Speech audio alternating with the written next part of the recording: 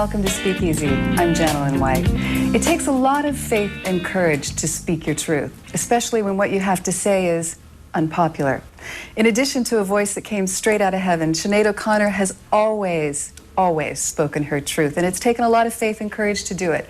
In fact, she has that motto, faith and courage, emblazoned on her fireplace mantelpiece, and it's the title of her new album, Good Prescription for Life in the 21st Century. Welcome, Sinead. Thanks. Faith and courage. And talent. Thanks. Tell me about this album, because I think where I want to start is that so many times with you, you have a history, I think, of being misunderstood. What is it straight away that you would like to say about this album to set the record straight that's important for your fans to know? That's a tricky one. It's always a tricky one, and I realise I'm a tricky subject to interview because I feel that an awful lot of questions are best answered through the record. Actually, that the reason why people like me are singers is because the best way we communicate is through songs.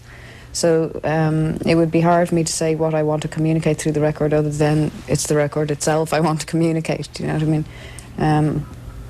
I think the record is very much, I guess, about this idea of getting into a relationship with one's soul and conducting a relationship with your soul. And a lot of the songs deal with the issue of soul and how the soul communicates with one. So I guess if I wanted to do anything by putting out the record, I would want to, I suppose, inspire other people into getting into a relationship with their own souls and perhaps write the songs that they hear going on inside themselves. I don't wanna be no man's woman. I've other work I want to get done. I haven't traveled this far to become no man's woman. No man's woman. No Man's Woman is the first single, and you know, I'll only project to a certain degree what my interpretation is, and please illuminate me. But one of the things that I thought immediately is going to be misunderstood about that particular song is that that you're saying "piss off" to men, Right. and I see this as my projection is an experience of a woman who the masculine principle, as it's evidenced in the world, has caused her some pain. Right. And then she found another masculine principle, which Yeah. has to do with spirit, represented by Rastafarians, Yeah. wise souls. Yeah. And that's where she suffers no pain. Yeah, very much so. Very much so. That would be a very accurate interpretation of the song. Do I win something? Yeah, well, definitely, you know. I have a peanut in my pocket. I like peanuts. It's a song which also honours men. It talks about loving the spirit of men. It talks about not wanting to be a wife or a girlfriend or to be defined or be a belonging of a man. It's also examined the issue of celibacy. And it also, again, the whole album is very much about relationship with the soul. And in the song, the man is used really as the symbol for that which is outside of us, which we're taught to strive toward in order to fill us up, rather than that which is inside of us. And sometimes having a man or a woman around can distract from your relationship with your guiding spirit. Do you know what I mean? Mm-hmm. So it kind of talks about that really as well. But the whole album has been made not only by me but by men. All the producers are men who are very, very beautiful artists in their own right. Do you know what I mean? That the whole album is the kind of expression of the souls of a lot of men in a lot of ways. So I'm not at all an anti-man person, or I am a feminist, but you know, I believe there should also be a men's movement which is not anti-women. You know what I mean? So exactly what you say is true, that the song is talking about finding a different relationship with the spirit of men, or with, you know, rather than a romantic one.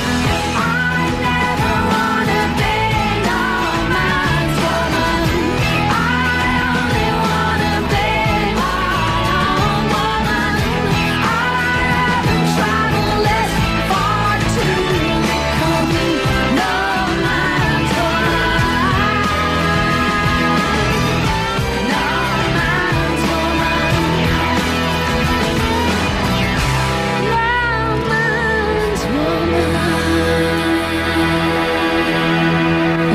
said before that you are a Rasta. Yeah. You've also said, I am a Jew, I am a Muslim, Yeah. I am Catholic, I am Yeah. all these things. Yeah. But what specifically about the Rastafarian approach to living and life appeals to you, speaks truly to you? I think what it is that in Rastafari, as well as other religions, Hinduism, baptism and things like that, they don't hide the magic of religion, where Christianity is often hidden the magic. But what I love about the Rastas is this thing of I and I, the use of the word I, where if I'm sitting talking to you, if I'm a Rasta, I don't say you have work to do, I say the I has work to do. In other words, there's an acknowledgement all the time that when you and I are talking, it's God who's talking. It isn't our personalities, but God in you and God in me are having a conversation. So when I call you the I mean your soul, God in you has work to do. Do you see what I mean? Or whatever, you know. And I love that, the idea that God is present in every living person. And around Rasta people, you feel a magic. There is a magical, holy presence around those people, you know.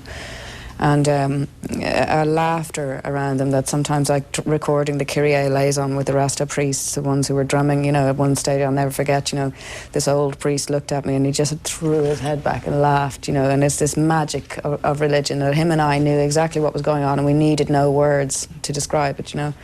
So it's this worship of God as a living creature and a presence, you know, that I like. Each of these my three babies I will carry with me. For myself I ask no one else will be mother to these three. What is it about the Trinity that seems to be a common thread through a lot of your work? I'm thinking three babies now because... Yeah, and also I'm a mother, I'm a priest, I'm a singer, and to me I say that's my Holy Trinity. Well, it's hard to kind of really explain. 3 is the number of joy. I'm interested in numerology as well, but 3 is the number of joy. 3 is also a symbol of the goddess. The goddess has 3 faces, sometimes 4. It's the age of 33 is an age which is very magical and very powerful, where a person seems to take on their mission. It's the age at which Jesus took on his mission, etc., etc. So, but it's really, I think it's something to do with the Holy Spirit, this which is something I very much believe in, what Jesus called the Comforter, you know, the presence of this Holy Spirit that can be called upon, you know. And to me that's a picture of comfort. It's not supposed to say, you know, I am holy or I'm this, that or the other, but it's a picture of comfort, that there's a warmth and a comfort and a presence around me when I am aware that I'm in this relationship with my soul or with God through my soul. Do you know what I mean? I do. But it's a goddessy thing, the 3. It's also about symbolic death and rebirth. Do you know what I mean? Part of an ordination process, for example, involves 3 positions. 1, you lie down on the ground, it's your symbolic death. 2nd, you kneel up, where you're coming to life. 3rd, you stand up, where you've taken your new name and you're a new soul and you've let go of your old life. Life's backwards, people turn around. The house is burnt, the children are gone.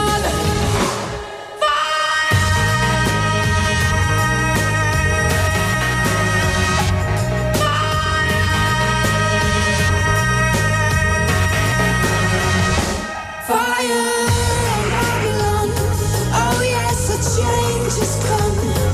Fire on Babylon, fire. You mentioned ordination. Do you want to talk about yours? Well, I feel uncomfortable talking about it for 2 reasons. One is I didn't get ordained for publicity reasons, and if I talk about it to a certain extent, it fuels the suggestion that I did. Mm-hmm. And the other reason is I didn't get ordained as a disrespect kind of to the church, so I don't want to seem to be disrespecting anyone or throwing it in their face, and so far they've been very tolerant towards me as a woman priest, you know, so I don't really want to go kind of flying it in their face disrespectfully. So plus, I think it's very important, because I am a famous person, I need to keep my priesthood very private, because I don't want to attract media attention to it or any of that kind of stuff. So I think it's wiser not to talk about it. So, but it was a good thing for other you. than to say that my priesthood, very much part of my priesthood is my music. Music gives me a platform on which to air my beliefs, and that's as much as I can do about it, and whatever I can do in any way, I will do. Good. Because there are a whole lot of people that feel exactly the same as I do, and probably stronger than I do, that don't have the means to do anything about it. Given the perspective of age and time and experience, what are you doing differently this time? I'm brushing my teeth more often.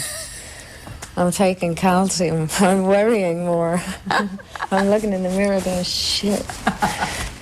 You know, I'm checking my butt in the back of the mirror and going, oh no, it's too late. Oh, good. It's so refreshing to know that you have the same insecurities. Oh, God, yeah. You know, but I find a great joy in getting older, actually, and in a freedom in getting less attractive as well, actually, insofar as you're not so caught up in vanity. Do you know what I mean? That you're in a way, you can be freer to just be you when you get to the point where you say, there's no point. Do you know what I mean? I think that there's a greater grace and beauty in surrendering to who we truly are. And if that comes from age, that's a greater beauty. Well, I had a wonderful vision one time there about last year. I looked in the mirror in my bedroom and I saw myself and my father when I'm about 50, you know, and myself and my father were holding on to each other's arms, supporting each other, you know, and I could see what I looked like when I was 50 and all, and I really was moved by it, because I could see exactly, as you say, that the soul becomes more present as you get older, and there was a light there and a presence and a real peace and happiness, do you know what I mean, that comes from kind of almost as your body begins to disintegrate, your soul can come more alive, you know, and that's literally what happens even when you die. You got a way of walking. You got a way of talking. And it's something about you. And now I know I never ever wanna be without you. I wanna be haunted by the ghost. I wanna be haunted by the ghost. I wanna be haunted by the ghost. Wanna be haunted by the ghost of your precious love, of your precious love. I noticed even when I had my daughter, you know, every second that I looked at her, she was different. Do you know what I mean? And it's the same with all of us, although we don't know it. Do you know what I mean? But you notice it when you have a baby and that, you know, so it's quite beautiful. So. Beautiful is a good word. Beauty is good. So. We need to embrace more beauty in the world. Yeah, but also not to be afraid also of things which are ugly or which we think are ugly. Do you know what I mean? The shadow. Yeah, that those things can be beautiful as well. Do you know what I mean? And God made the devil. You know what I mean? Is a very important thing to realise and understand and have compassion for the devil and that which is life backwards, you know. Light without dark is undefined. Well, exactly, you know. I want to talk about the early years, but we're going to do that when we come back. Cool. So please stay tuned to this conversation with Sinead O'Connor. We'll be back.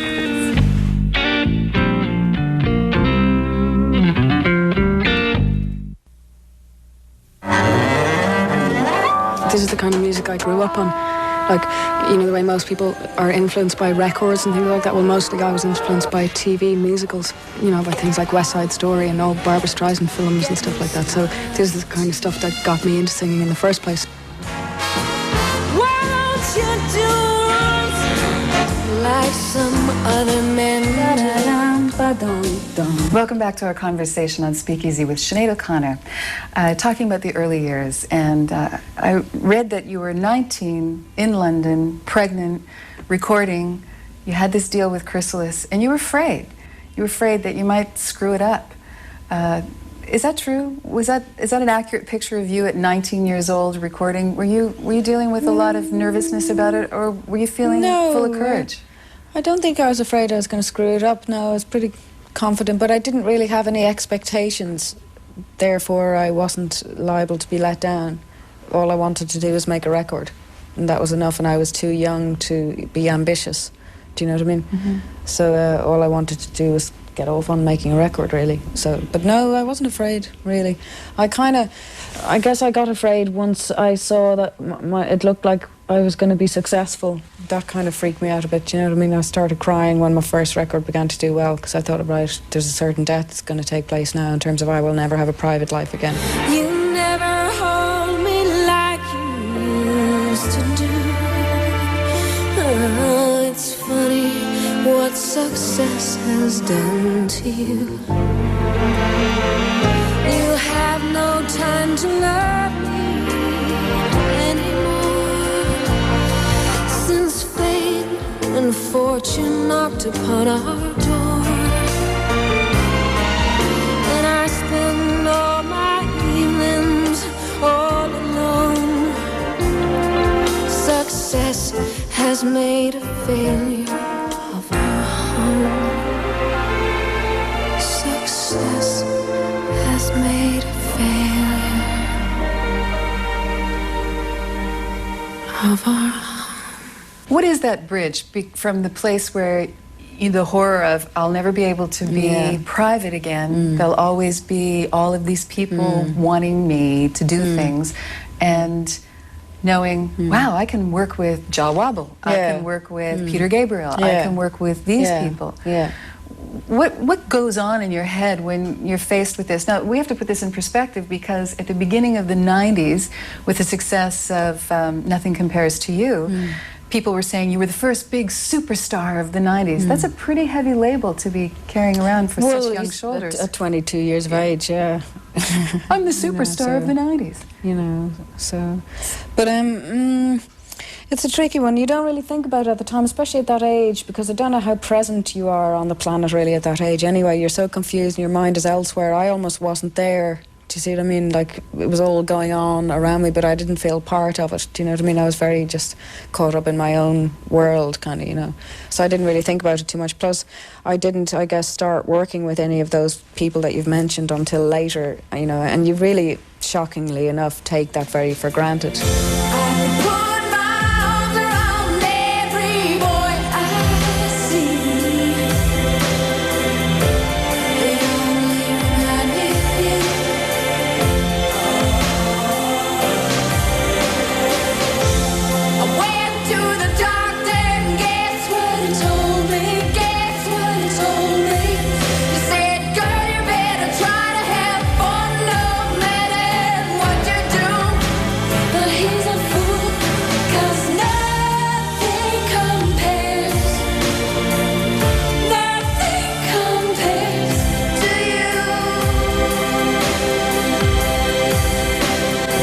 Years later, you sit down, you go, oh my God, like, I've just actually made a record with Dave Stewart, who, when I was 17, was God to me. Do you know what I mean? Or, you know, an interesting story happened to me when I was 14. I did some time in Borstal because I stole a pair of golden shoes, which were for a friend to wear to a Chrissie Hynde concert, to the Pretenders concert, right?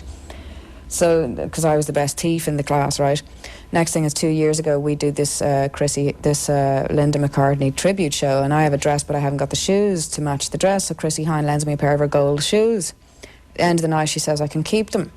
Doesn't strike me till months later when I get home, I see them on my mantelpiece, and I go, oh my God, I was locked up when I was 14 because I stole gold shoes to go to see that woman, and now I got that woman's gold shoes on my mantelpiece. Birthday present from the rag and bone shop.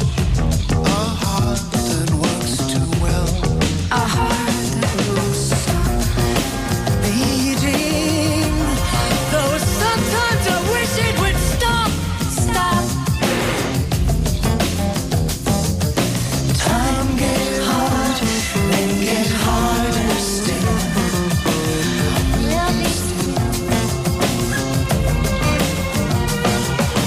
Time gets hard, then gets harder still. Harder still. Harder still. Time gets hard, then gets harder still. Harder still. You have the distinction of being the only person who's ever refused a Grammy. If you were nominated again, would you accept it? Yeah, absolutely. Definitely. I'm not sorry that I didn't, because at the time I did feel very strongly about, you know, I don't really believe in awards or award shows as such, because I think it sets a sense of competition which really shouldn't be there. And if you win an award, it doesn't mean you're any better or worse than anyone else. And if you lose, it doesn't mean you're any better or worse, you know. I think what they should maybe award people for, rather than financial or material success, is artistic, you know, kind of have they, as an artist, tried to do something to bring love into the world. You know, I think that would be better. But I don't believe in awards because I think they make some people feel shit, basically, you know. And I don't think that's fair. and it tends to be that awards are awarding the things which have been the most materially successful, but not necessarily artistically the most true things. In terms of art is supposed to show the soul. Do you know what I mean? So, you know, it's just kind of backward, like most things in that way, you know. But saying that, you know, I think I was at an age where I didn't feel I deserved success, and I wasn't ready for it, and I wasn't able to cope with it or handle it, and I felt like an imposter, where now I would feel, you know, I have respect for myself and I appreciate what I do. Do you know what I mean? And, you know, I wouldn't be so embarrassed to be honoured for what I do as I would have been then, because I thought I was crap then. I couldn't understand why anyone thought I was any good at all. Do you know what I mean? So it's just being young, you know. You're a bit crazy when you're young, though, so. I can relate to that. So, I live that. Crazy when you're old. I can still relate to that. Yeah. Luckily. It pointed out something that I always felt was my attitude towards religion, which is that your religion is something that's inside yourself, and your faith in, like, God is actually your faith in yourself. And this psalm deals with this and basically says that if you have strength and faith in yourself, you'll be able to overcome things and be the person that you want to be. And so that's the only sort of religious ideal that suits me. The Holy Roman Church, the Holy Roman organization. Do you feel differently about what you did in '92 with the infamous picture tearing? Fight the real enemy. Or would you do that differently now with the perspective you have? Well, obviously, I think it was a very important thing to do. I think for an Irish person, especially, to make that gesture was very important. There were things going on in Ireland within the church which then came out in the years subsequently after that, which needed to be talked about and weren't. I feel strongly it's an artist's job to create debate where debate is needed about things which are not being talked about, and there was in Ireland a lot going on that needed to be talked about. But now I would present myself, obviously, having been ordained and everything, as a friend rather than an enemy, you know, and I want to be someone who can be a bridge, you know, who could actually help the church into the future, to survive into the future, and me and lots of other people, you know what I mean? But to present myself as something that if I felt I was in a position to criticise, well, then I must feel I can do a better job. In which case, right, I go and become ordained and I do my best to do a good job. Maybe I wasn't mean, but I really don't think so. You asked if I'm scared and I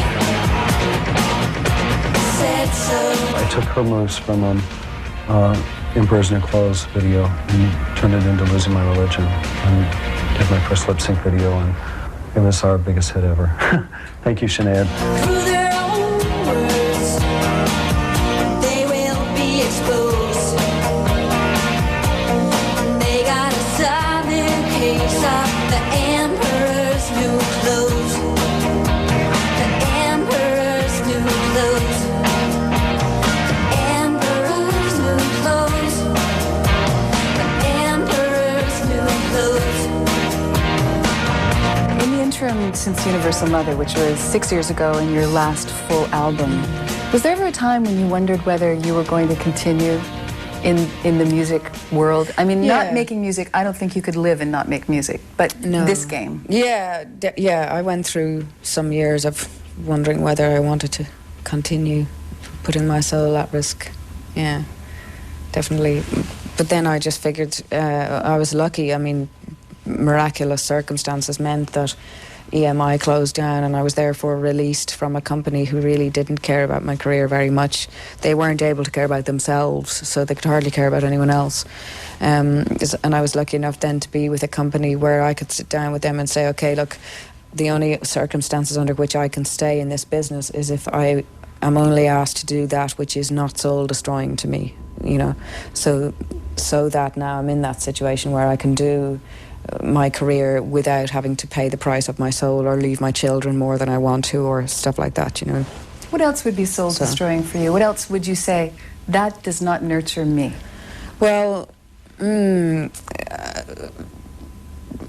strokes for different folks. I don't like being photographed a lot, so I don't generally do photo shoots for people or fashion. I don't like to get dressed up and like they get artists in and dress them up as if they were models, and fashion shoots for Elle, that kind of thing. I hate that.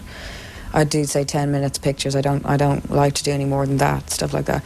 I don't like going on tour because I have to leave my children, and that is heartbreaking to me, so I can't enjoy being on tour. Certain types of newspapers that I wouldn't talk to, stuff like that, you know. Things where people want you to be a gimmick, you know what I mean, where they want you to like stand, have your picture taken in front of a pair of boxing gloves, this kind of shit, you know, stuff like that.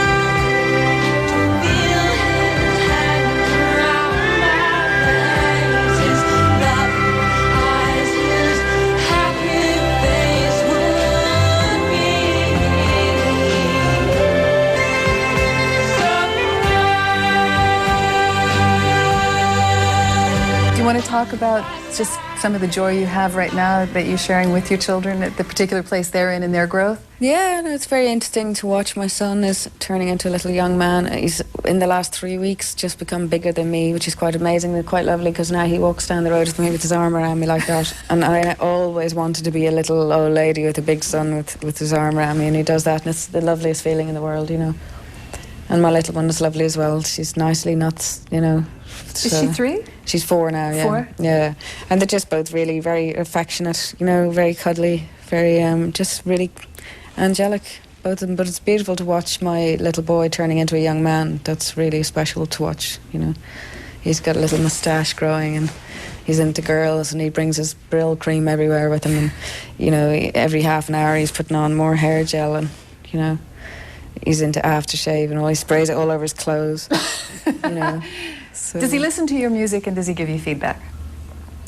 He likes this album. He's not really listened to other albums, although obviously I was pregnant with him when I was making my first album, so he's familiar with that, and I used to use that to put him asleep, you know. But he likes this album a lot, yeah. So he would have considered it kind of uncool before now, but now he likes it because he likes Daddy I'm Fine. He's kind of nicely shocked at his mother saying something like she wants to f*** every man in sight, kind of, you know what I mean?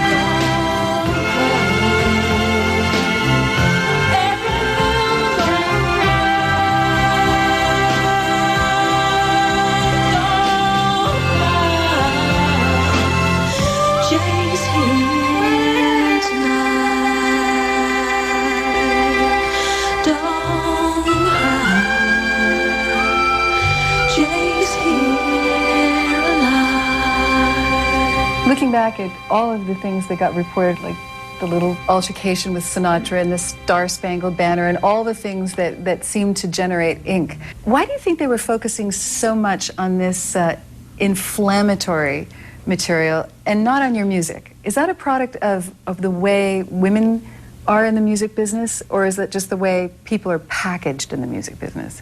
Do you know my question? Yeah, I think it's a thing, an American conservatism which was around in those days. If you look at what happened with that band that had Me So Horny and things like that, you know, that did band in the USA, there was a conservatism atmosphere around, and I think I was in a way maybe a victim of that in a certain way, you know.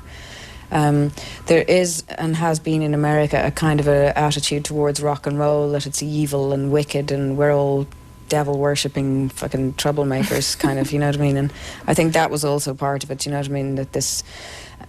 and maybe I was probably the only female troublemaker, do you know what I mean, at the time, where now, obviously, thank God, there are more of them. But do you know what I mean? And I feel as if the best way I can explain it is I think I was a bit of an alien. I was almost like something from the future. Do you see what I mean? That they couldn't understand because they'd never seen anything that looked like this or acted like this, or a woman who acted like this or said these things or didn't kind of play the game as such, or do you know what I mean? And was talking about things which were futuristic, really, do you know what I mean? And trying to get people to hear things that hadn't been heard or listen to things that hadn't been, you know, talked about or whatever. So, but I think mostly was this thing. There's this movement in America, even still, you know, that like that music is evil and rock and roll is evil and bad, and you know what I mean. So, you know, c'est la vie. Yeah. So, well, we're going to talk a little bit more about some of the things you're passionate about, children foremost. of them when we come back in our conversation with Sinead O'Connor on Speakeasy, right after this.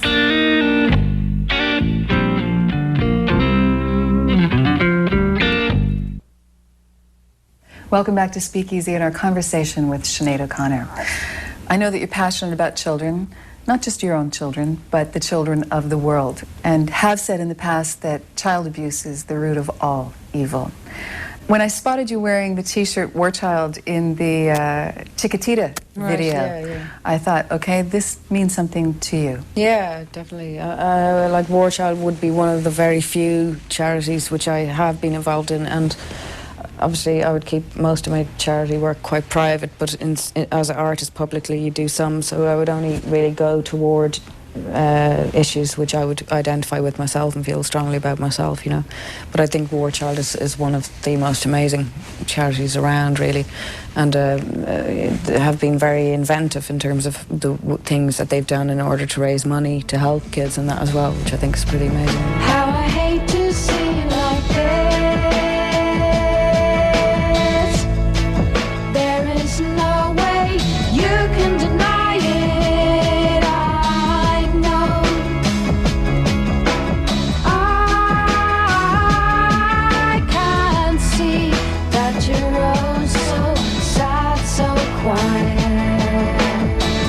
You said there was a story about 2 Rwandan children that had hidden under the bodies of other people who had been massacred in order to survive. That was an inspiration for you writing a song. But when I was reading about it, you didn't discuss which song. Is it a song that you've recorded? There's a song on Gospel Oak called Petit Poulet, which is about Rwanda, about what happened in Rwanda. In Ireland, a term of endearment towards children, you call them little chicken, you know. So the song is really about that, and it talks about how, you know, it says there isn't any answer to the questions. You have to learn to live with it. There's no answer to why these things happen. All you can do is learn to live with it, you know. And it talks about how, you know, the sun's still in the sky, the moon is there at night, the ground's still underfoot and still holds you. So it's just saying to a kind of a reassurance.